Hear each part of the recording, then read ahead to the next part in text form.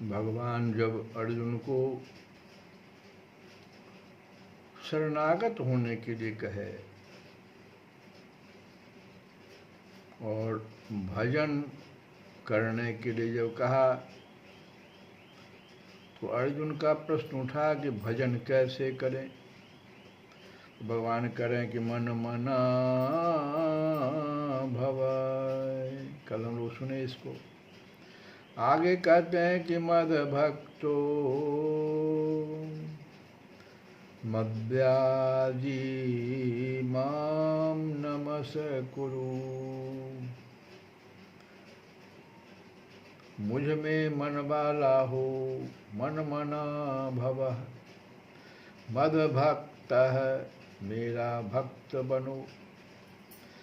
मद्याजी भवः मेरा पूजन करने वाला हो।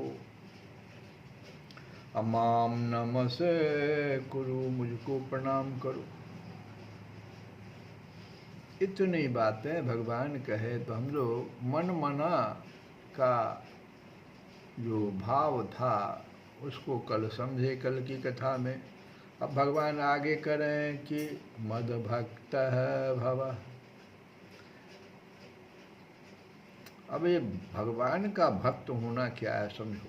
भगवान ही परम गति हैं, वे ही एकमात्र भर्ता और स्वामी हैं, वे ही परम आश्रय और परम आत्मीय संरक्षक हैं। ऐसा मानकर उन्हीं पर निर्भर हो जाना, उनके प्रत्येक विधान में सदा ही संतुष्ट रहना, उन्हीं की आज्ञा का अनुसरण करना, भगवान के नाम रूप गुण प्रभाव लीला आदि के श्रवण कीर्तन स्मरण आदि में अपने मन बुद्धि और इंद्रियों को निमग्न रखना और उन्हीं की प्रीति के लिए प्रत्येक कार्य करना, इसी का नाम भगवान का भक्त बनना हुआ। नवधा भक्ति का जो 3 स्वरूप है शुरू वाला,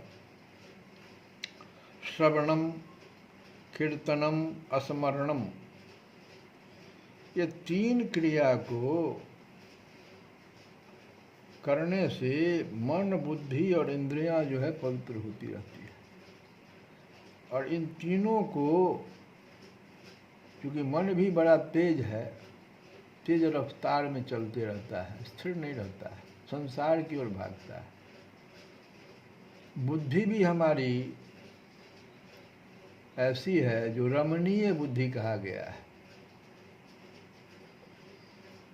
हमेशा कोई न किसी न किसी कार्य में वो रमन करता रहे, और इंद्रियां तो विषयों में जाती ही रहती है। इन तीनों के भटकाव को रोकने के लिए कहीं इनको निमग्न कर देना है, कहीं पर इनको लगा दो। बहुत लड़का अगर छिंकल है तो उसको किसी कार्य में लगा दो।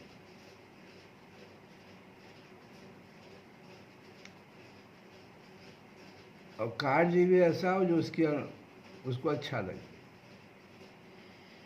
ऐसे ही मन बुद्धि और इंद्रियों को अगर हम भगवान के नाम रूप गुण प्रभाव लीला, इस बहुत सारी बात है, तो सिर्फ एक बात हम नाम का अगर रखें, भगवान नाम का अगर हम जैसे जप करें, वाचिक करें, जोर से बोल करके ही करें, तो हम देखें कि हमारा मन वहाँ पर कहाँ पर है। क्या नाम के उच्चारण में वो रहता है? अगर हाँ तो उस नाम के गति को बढ़ा दें, निमग्न हो जाए उसमें, उसका स्पष्ट स्वर में स्पष्ट उच्चारण करें, तो मन उसमें जरूर लग जाएगा कि भाई स्पष्ट उच्चारण करना है, गलती नहीं हमसे हो जाएगा।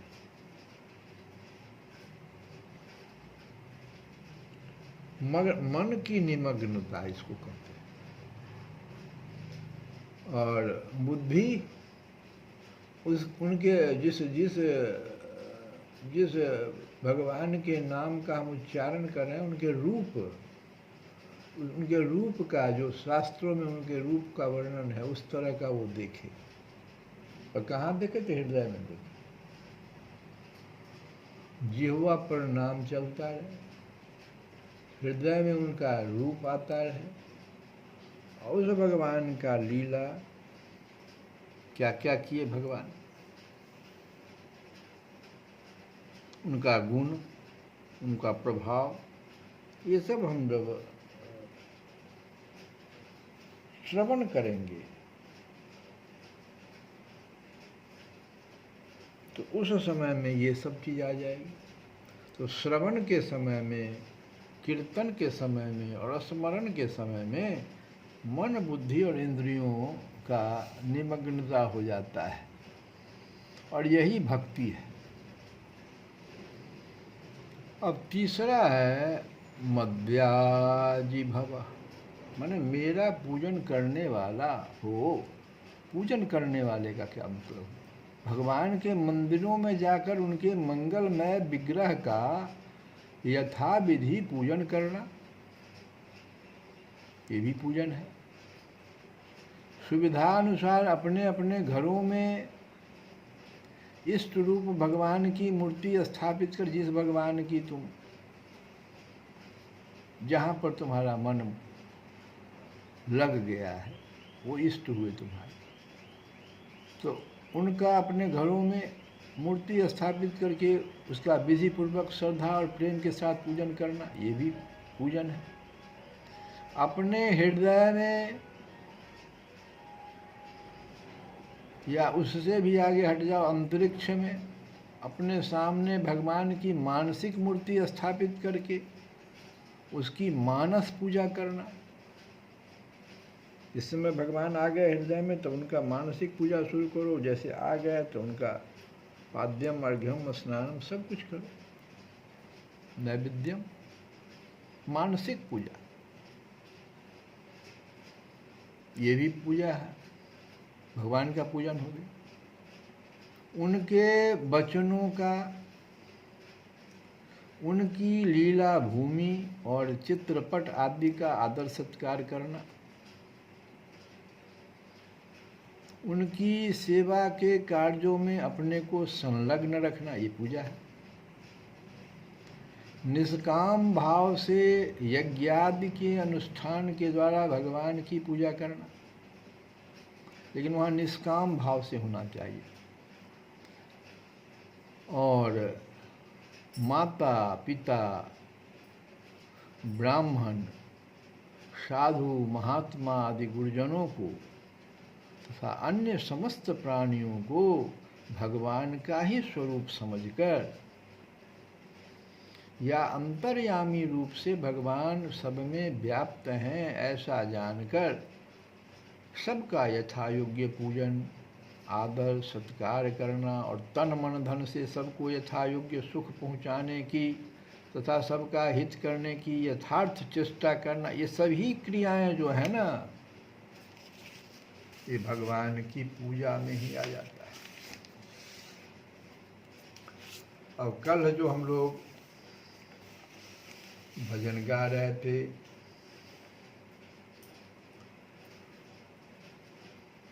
हे श्री राम,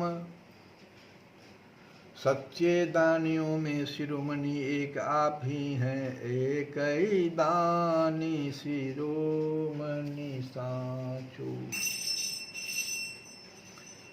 एक ही दानी शिरोमणि साचो, जुई जाचो सुई जाचक तावश, जुई जाचो सुई जाचक तावश, फिर बहु नाचन नाचो, एक ही दान शिरोमणि साचो।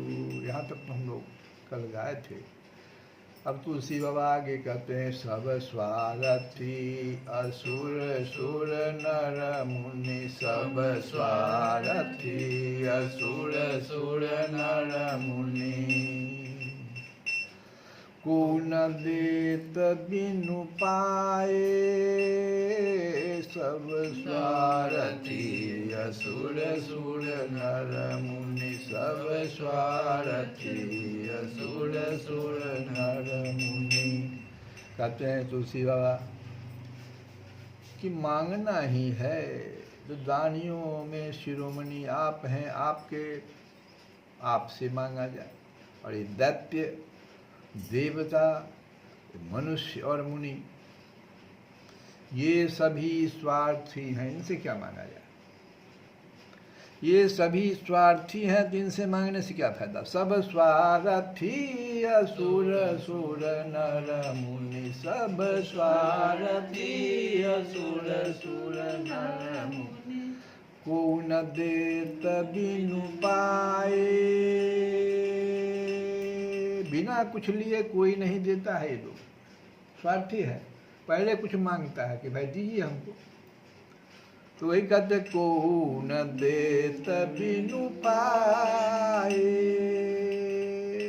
लेकिन हे कौशलपति, हे कौशलपति, कौशल पालु कृपालु कल्पतरु, कौशल पालु कृपालु कल्पतरु, द्रवत सकृत सिर नाए, कई दान शिरोमणि साचु, एक ही दान शिरोमणि साचु। हरिहु और अवतार आपने, हरिहु और अवतार आपने, राखी वेद बड़ाई, हरिहु अवतार आपने, राखी वेद बड़ाई।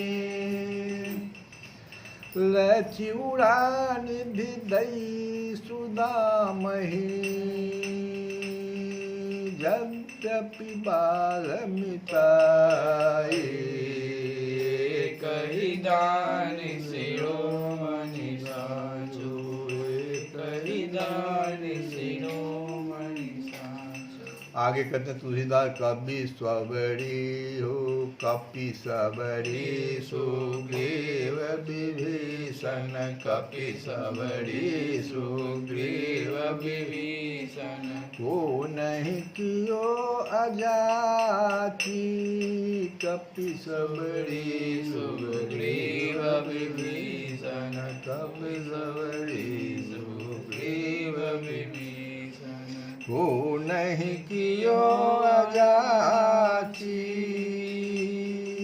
अब तुलसी दुख देत दयानिधि, अब तुलसी दुख देत दयानिधि, दारुण आसति साथे, कही दान शिरोमणि साचु, कही दान शिरोमणि साचु, कही दान शिरोमणि साचु।